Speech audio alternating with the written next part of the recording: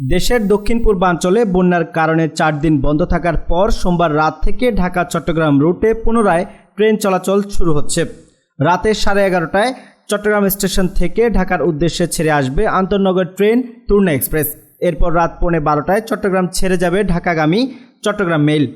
তবে ফেনীর 10 কিলোমিটার রেলপথ মারাত্মক ক্ষতিগ্রস্ত হওয়ায় চলাচল করা ট্রেনের গতিবেগ হবে ঘন্টায় 20 কিলোমিটার। রেলওয়ে সূত্রে জানা গেছে, বন্যায় ফেনী থেকে ফাজিলপুর পর্যন্ত 10 কিলোমিটার রেলপথের সম্পূর্ণ রেলপথ ওয়াশ আউট হয়ে যায়। এই পথে বন্যার পানির তোড়ে রেলপথ ও স্লিপার ছাড়া মাটি পাথর রেলওয়ে থেকে সরে যায়। পাথরের নিচে মাটি ও বালি নরম হওয়ায় রেলপথটি মেরামত করতে অন্তত 15 দিন সময় লাগবে রেলওয়ের প্রকৌশল বিভাগের।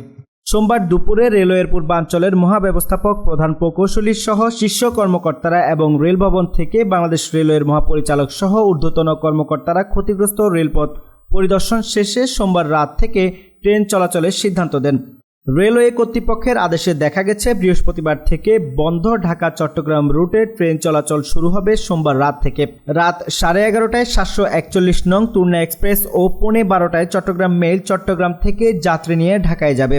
একইভাবে ঢাকার কমলাপুর স্টেশন থেকে রাত 11:15 742 নং তুর্না এক্সপ্রেস এবং রাত 12:15টায় ঢাকা মেইল যাত্রী নিয়ে চট্টগ্রামে আসবে। এছাড়া মঙ্গলবার সকাল থেকে চট্টগ্রাম বন্দর ইয়ার্ড কন্টেইনার ট্রেন ও জ্বালানি তেলবাহী ট্রেনগুলি নির্ধারিত গন্তব্যে ছেড়ে যাবে।